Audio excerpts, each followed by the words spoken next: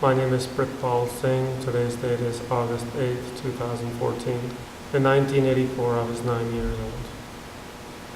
In June 1984, I was in West Punjab, Pakistan. My family and we had traveled with the Jatha to visit the tradition, to visit the historical places, Sikh places in Pakistan when the attack took place. Towards the end of our journey, when we were in Lahore, we heard about the attack on Darbar Sahib, and we were shocked by it. I was 9 years old, so I don't remember much the details, but I remember it was a pretty tense situation because of the initial shock, and then once it's sank in, this is for real. Problem came because our visa had expired, and Pakistan government actually told us to leave, but Indian government was not opening up the border to receive us. So we were in no man's land for about 3 days, and it was really problematic. You can imagine the living situation and the food situation. It was pretty tense. I knew that this is something horrible because why would anybody attack a Gurdwara? So it was hard to comprehend what is going on.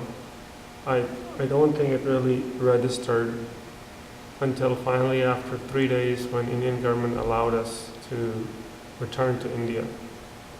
And as we cleared the border and head toward Amritsar in the train, most people started to gather towards the door so they can get out. One figure, as the station is coming, train is going to slow down. But just the opposite happened. The train actually sped up. And what I remember as a kid was there was so much silence on the platform. And in India, there's a lot of, rolla on the platforms, a lot of noise. The train sped up, and all I remember is these army men pointing guns at us. And it was just totally silent. Like if there was somebody were to say anything, they were going to shower us with bullets. So that's when it registered that how serious the situation is to me. The train kept on moving. It didn't stop anywhere in Punjab. We were caught unprepared. There was no food. This is 1984, so the train was supposed to come from Atari to the border to Amritsar, which is only half an hour away. So nobody was really had the food with them. So you can imagine the kids crying. There's no water, there's nothing to eat. I remember eating some sukki rotiyan with kharbuja. There was no achar, there was no water, there was no sabji. Once the train cleared the platform, there were a lot of slogans for Khalsa Panth Chardi Kala, and actually the train stopped around 2:30 or 3 in the morning at Ambala. It didn't stop anywhere in Punjab, and then train stopped the next day in Delhi. So I realized the significance of the attack more when I witnessed the train passing through the station and afterwards. In November 1984, I was in Jhansi, which is in Uttar Pradesh state in north central India. I heard about Indira Gandhi's assassination. During the day, I was outside walking around, and an individual told me to go home, and I did not understand why that would be. So I asked him, why should I go home? And in Hindi, he told me in a nice way, beta, that if I were you, I would go home. So I came home, and it was a panicky situation. Nobody knew what was going on. October 31st. And I knew the Prime Minister had been shot, killed. I didn't know anything else. It was later that night I found out more the significance of that event. It didn't register how significant this was up until the night of November 1st. I was sleeping, we all were sleeping, and all of a sudden I was awakened by all the shouting I heard. And what had happened was a mob had collected behind our house, and they were challenging us to come out and say, using foul language. Later I found out it was my grandmother who got up on the roof and assessed the situation and awakened my father and his two brothers. At that time, in real time, my grandmother woke me up, and actually our neighbor who lived 2 houses down, she came in, she took me and my siblings over to her place. And I could watch from the window. So what I remember at that time is people shouting and challenging us to come out, and it was a crowd had gathered, a lot of it. Some of our neighbors who were just observing what's going on. Some of the people we knew, some of the people we did not know. At one point, so nobody came out, and witnessing that nobody's coming out, then the mob lighted our house on fire. At that point, my father didn't know what to do. So I've never seen my father pick up a sword and fight, but we did have swords at home. So that's the only time in his life he picked up the sword, and he had to disperse the crowd. So he dispersed the crowd because he had the sword, and they were basically armed with sticks. And what I also remember is police standing by, just sort of laughing it off, not assisting. So my father actually chased down one of our neighbors who was threatening us, and recognized him, and we reported the next day. The police came and sort of going through the formalities, and the policeman asked our neighbors who witnessed this, sort of testing to see if anybody will actually give a testimony on behalf of us. So my father recognized the situation, and his response to the policeman was, "Everybody who's here, ask anybody you want to. Everybody's a witness to last night." And so where I was taken to, and my siblings, to my neighbor's 2 houses down, the guy actually made chaat for a living, and we used to call him Chaatwala. So the policeman asked him, "Chaatwala, what happened last night?" And his response was that it happened just like Sardarji said it happened. The interesting thing is, the following day, he was given hard time in the town by our neighbors and other folks. Why did you stand up for the Sikhs? And his response was, "I did not stand up for the Sikhs. I was simply told the truth."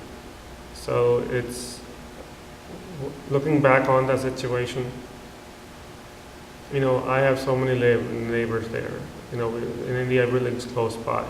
I used to play with some of those neighbors and they were my friends, but nobody had the guts to help us. It was only that family. So I only remember them because if it wasn't for, because nobody else helped us. It was only them. So how do I feel about this? It's a lot of mixed feelings of how come they were the only ones? How come police were just laughing it off? How come the crowd came? So there are a lot of mixed emotions. Yeah. So we ourselves were targets. The house was lighting on fire, but once my dad came out with kirpans, along with my chachas, my uncles, they dispersed the crowd, the mob.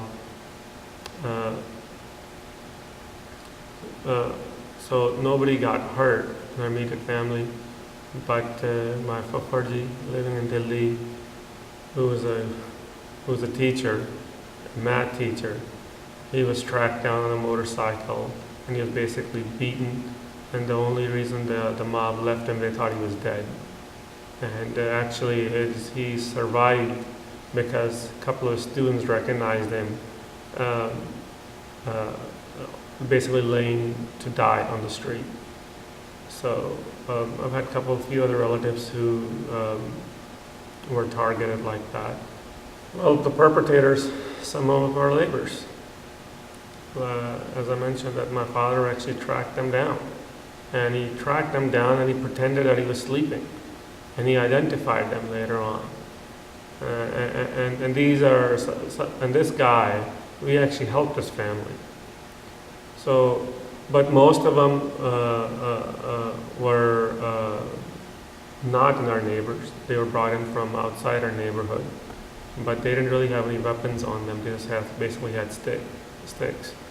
So we were fortunate, and I'm more a believer in Miri Piri and the sisters, that the gift of Kirpan given to us by our Guru, that is what saved us that night. That, first and foremost, and second is the understanding and caring for one of our neighbors who took us in her house. But these perpetrators was a mix of people, some from our neighborhood, some brought in from outside. Later we found out that we had been identified by local political individuals who had marked us because we were one of the two sick families in the neighborhood. We continued to live in Jhansi, UP for 2 more years, but it was evident that that was not the place for us. We did not feel safe. My father was very nationalistic. He worked for Indian Railways. He was the local labor union leader, but his heart was broken. And my uncle had been living in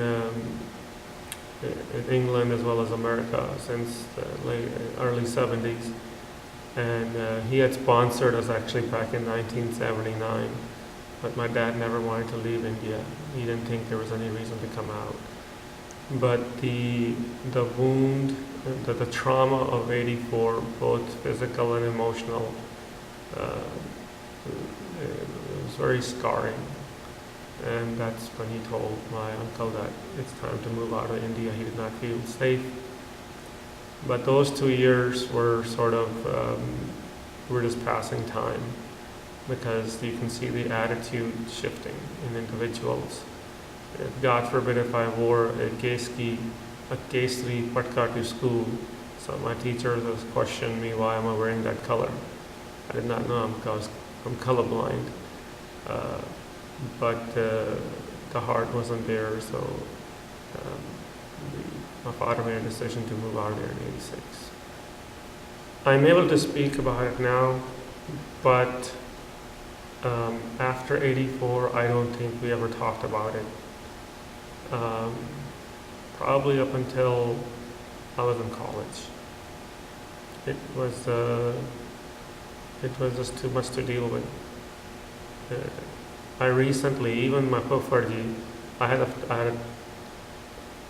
for the first time in my life, I had a conversation with my puha just 3 years ago with my aunt. It's unfortunately these things, they have left such a trauma. I don't think individuals involved or community as a whole has learned how to deal with it, how to cope with it.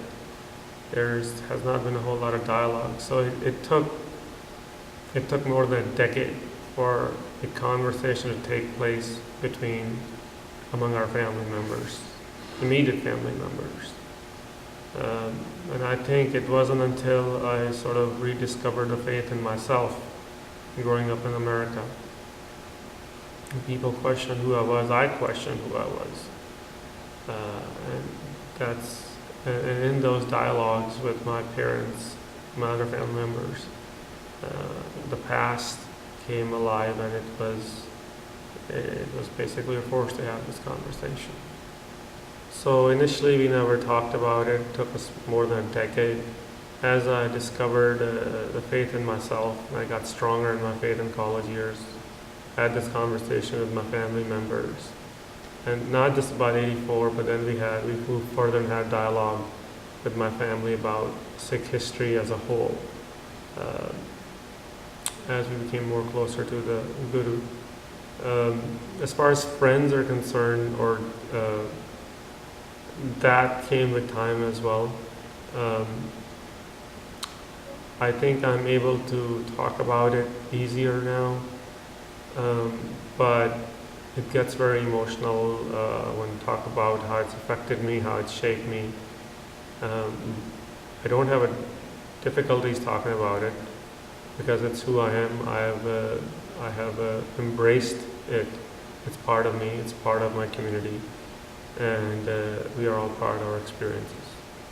Never had any nightmares or flashbacks about it. I think initially it was never discussed it, so it was sort of suppressed. But as I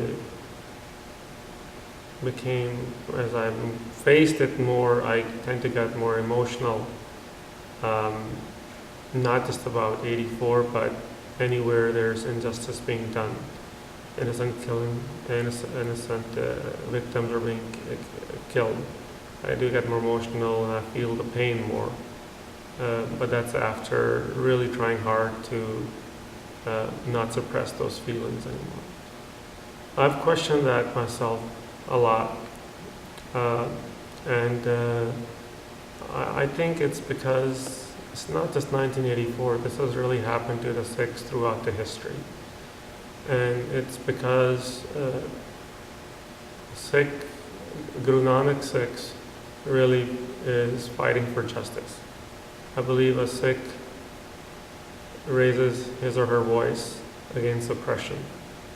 They're all for sovereignty, whether it be economical sovereignty, spiritual sovereignty, political sovereignty, educational sovereignty, in every realm that we're sovereign. And whenever you present a sovereign thought of any nature, the system doesn't like it because you are introducing a parallel power structure. So this happened during Guru Nanak's time, all the Gurus' time. This happened in the 18th century twice with Chota Galukara, where Lakhpat Rai eradicated 10,006. It happened during Durrani's time, where he eradicated close to half of Sikh population.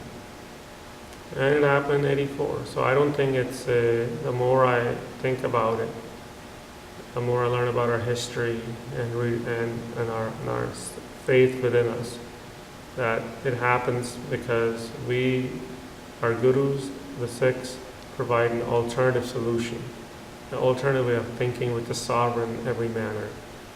And the system doesn't like it because the system wants to suppress people and keep their hierarchical structure and power. And Khalsa, the Sikhs, we don't accept that. Our job is to fight against spiritual and political domination. And so I think 84 is a result of that, because Sikhs are always for the downtrodden. And we have too much power, we have too much of a voice in that system.